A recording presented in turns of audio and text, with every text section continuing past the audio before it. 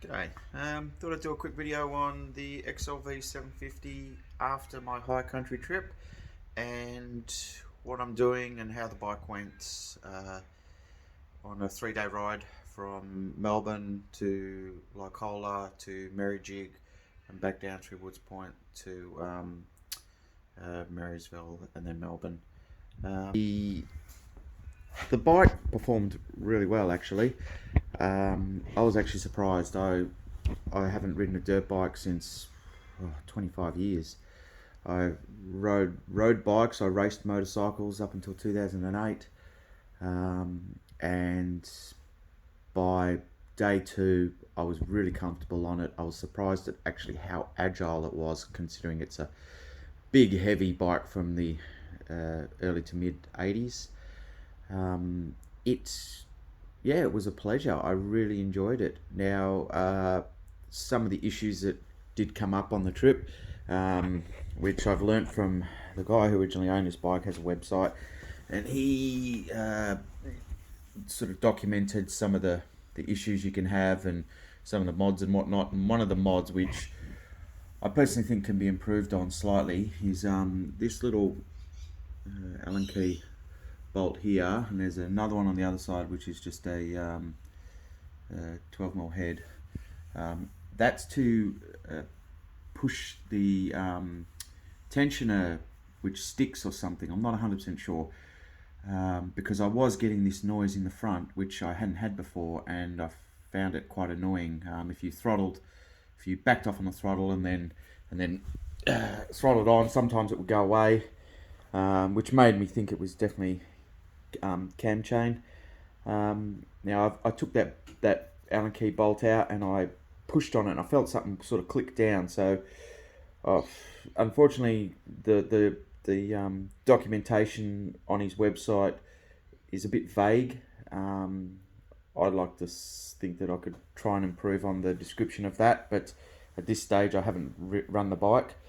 Some of the things, like I noticed my gear selector kept moving. When I say moving, it was sort of bending inwards, and I've got a collection of gear selectors, and if you see there, she's got a nice big crack and hanging on by that thin little bit.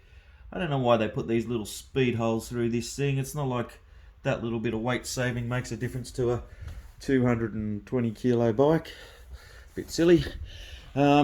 I've ordered the ignition set up from Europe. It should arrive within the week, because I think it definitely needs a bit of something. Plugs were a little bit fouled. I think she's running rich.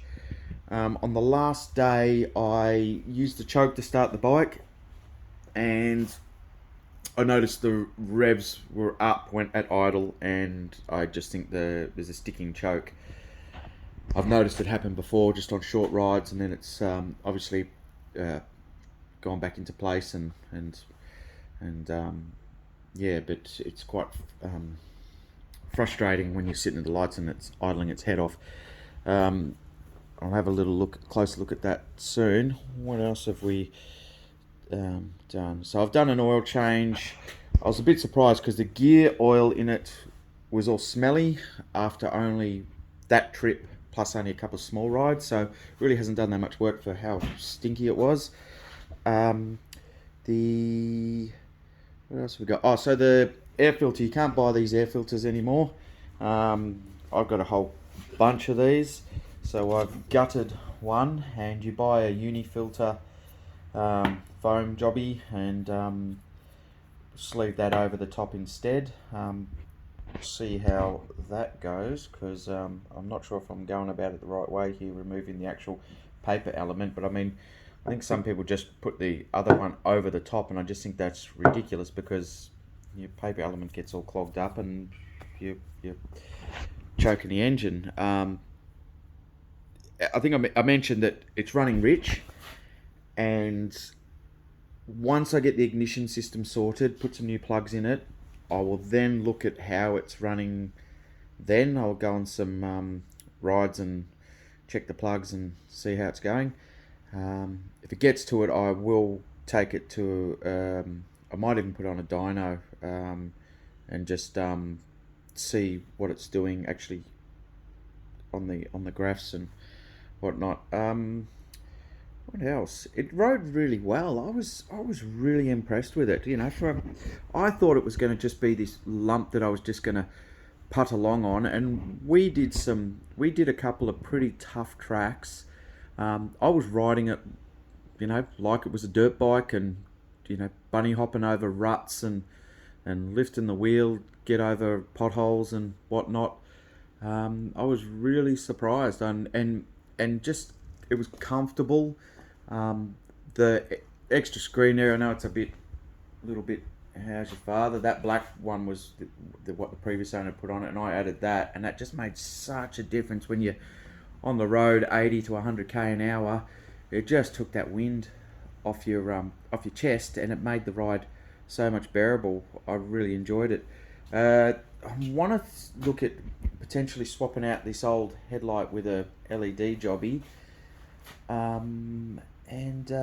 Yeah, I think that's. What else have we got? I think that's it for the most part. What else have we got? I know there was some more. Oh, so I want to change the wiring a little bit. How I've done it. I did it in a little bit of a rush, and I want to take that back again and do it properly. Yeah, I think that's about it. I will update after I go when I put the new ignition system in it and see how responsive it is, because people say that once you put the new ignition system, it is a whole different bike, because fuel economy was not great. It was 6.9, and my mate Peter on his old XR600 was 4 litres per 100, so nearly double the amount. And we literally rode into Lycola. I rode into Lycola on vapors. We actually had to stop on the side of the road and tip the bike over on its side to get that last little bit of fuel out.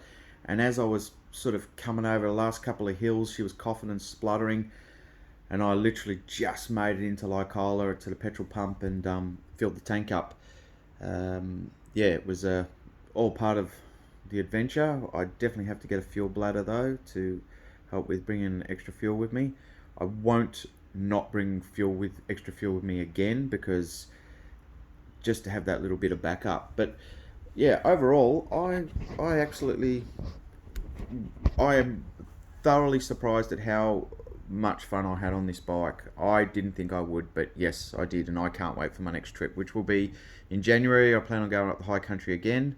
This time I want to head up to northeast Victoria, maybe come out near Jindabyne in New South Wales, and then in April I want to do a trip to New South Wales, South Australia, potentially do Goog's track, not sure, but definitely Kingunya, Flinders, all of that sort of stuff, which I'm kind of very excited about. We'll see how we go in preparation wise though, because the bike has to be in good condition for me to do that.